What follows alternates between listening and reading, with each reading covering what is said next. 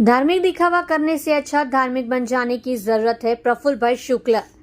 निशाल फलिया नवेरा साई मंदिर के बगल में व्रजधाम में विश्व प्रसिद्ध कथावाचक प्रफुल्ल भाई शुक्ल की 868वीं भागवत कथा में आज भागवत कथा के प्रधान उत्सव कृष्ण जन्म उत्सव को धूमधाम से मनाया गया।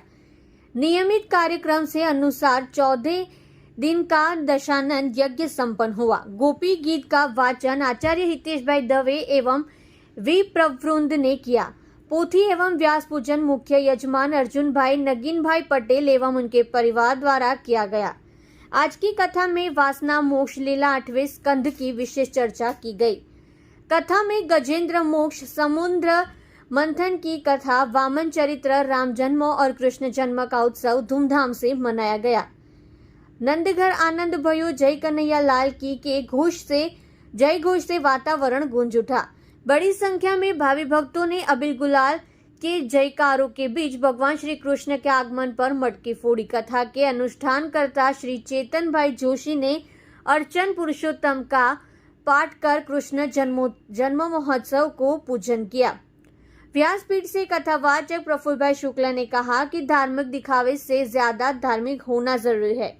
जानवरों से प्रेम परम है, पहुंचने पर परमात्मा स्वयं प्रकट होते हैं। आज कथा में वलसाड़ विधायक श्री भरत भाई पटेल, धर्मपुर विधायक श्री अरविंद भाई पटेल, बाल कहानीकार यशवी बारोट, लक्ष्मीबेन बारोट, सविताबेन, बिपिन भाई पहुंचे, जिनका स्वागत आयोजकों द्वारा विधायक श्री भरत भाई पटेल और विधायक श्री अरविंद भाई पटेल गोविंद द्वारा किया गया। कथा में कल दामोदर स्तोत्र का गायन बाल कथावाचक यशवी बारोट द्वारा एवं शिव पंचाक्षर स्तोत्र का गायन प्रीशा पटेल वाटर द्वारा किया गया। आयोजकों द्वारा तैयारियां की जा रही है। प्रतिदिन बड़ी संख्या में भावी श्रद्धालु कथा विराम के बाद महाप्रसाद का लाभ ले रहे हैं। हनुमान जी महाराज की व्यासपीठ पर विराजमान परम पूज्य कथाकार प्रफुल्ल भाई ने प्रणाम, व्यासपीठ ने मारा नमस्कार, भगवती महाराज ने मारा वंदन, मारा साथी धारासभ्य श्री अरविंदभाई અને વિશ્વ શાંતિ અર્થે ભાગવત કથાનું આયોજન કરનાર અર્જુનભાઈ અને એની ટીમ, આયોજનકર્તાઓ, કલાકાર મિત્રો અને ખૂબ મોટી સંખ્યામાં કથાનું રસપાન કરવા માટે પધારેલા સૌ ભાઈઓ, બહેનો, બાળકો, વડીલો,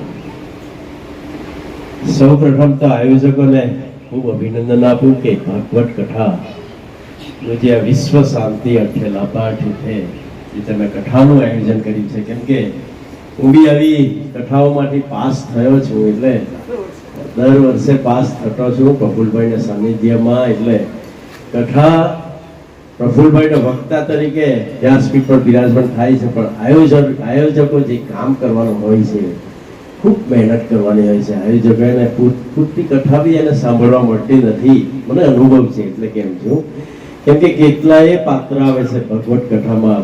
પ્રફુલ્લભાઈને ખરેખર એવું રસપાન કરાવ્યું છે પ્રફુલ્લભાઈની કથામાં, ખરેખર મજા આવે। તમે બધા આ બહેનો અને ભાઈઓ નસીબદાર છો, તમે યાર રસપાન કરવાનો તમે અવસર, જે ભાગવત કથા જે ભાગ્યશાળીમાં જેને રસપાન કરવાનો અવસર હોય એ જ ભાગવત કથામાં હાજર થઈ શકે છે। તો તમે ખૂબ નસીબદાર છો। આવી કથા, આ ભાગવત કથાનું રસપાન તો આપણે તરસ લાગી એટલે પાણીથી તરસ આપણે છીપાવી શકીએ, ભગવત કથાનું આપણે રસપાન કરીએ તો અધૂરા ને અધૂરા રહે છે, અને સતત આપણે રસપાન કરતા રહીએ એવી આપણી મનની ઈચ્છા થાય છે। એટલે આ ભગવત કથામાં તમને પાત્ર આવ્યા છે। પણ તો એક આપણે કૃષ્ણનું પાત્ર મેં જોયું છે। બહેનો, હું પણ આ જે દાઢીવાળા ભાઈ હતા, મારો દીકરો કૃષ્ણ પણ બન્યો છું। રામકથામાં પ્રફુલ્લભાઈ મને જનક રાજા પણ બનાવ્યો છે, અને બધી ઘણી બધી કથામાં કેટલાય પાત્રો। કૃષ્ણ,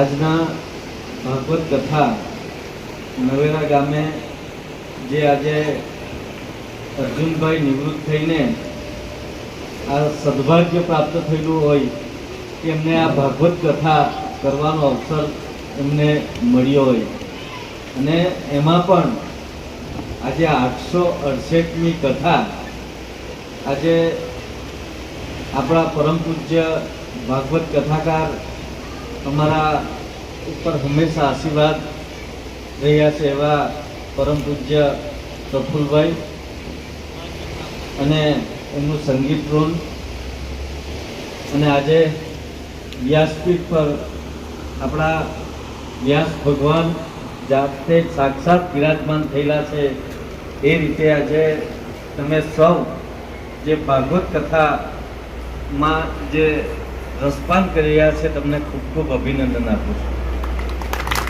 અને આજે અમને જ્યારે અમારું આગમન થયું ત્યારે કૃષ્ણજી આજે અહીં પધાર્યા, અમને અતિ આનંદ થયો. અને આ લાવો અમને યોગાનુયોગ મળ્યો હોય એમ કે આમ તો ખોટું નથી. આજે 27, 28 ને 29 ત્રીજો દિવસ ચાલે, ચોથો દિવસ, અને લોકશાહીનું પર્વ ઉજવાયું પછી આપણા વિધાનસભામાં આમ જે બધી ભાગવત કથા, આમ બિલકુલ ડુંગરપાડા જતીનભાઈ પણ ભાગવત કથા કરી રહ્યા હતા, જે શિવપુરાણની બટુકભાઈ વ્યાસ શ્રીમદ રાજચંદ્ર આશ્રમમાં કથા ચાલે, બીજી બાજુથી છોટે મોરારી બાપુ વાંકલ લવકર ફળિયામાં પણ અત્યારે કથા ચાલુ છે, અને આપણા જ વિસ્તારમાં મૂળી ગામ છે એમાં આપણા શરદભાઈ વ્યાસ ભાગવત કથા કરી રહ્યા છે, અને ભરતભાઈના વિસ્તારમાં ધરાસણામાં પણ આજે ભરતભાઈ વ્યાસ દ્વારા ભાગવત કથા થઈ રહી છે. આપણો વલસાડ જિલ્લો આમ ખૂબ ધર્મપ્રેમી, અને આ જે કથાઓ સાંભળીને એમનું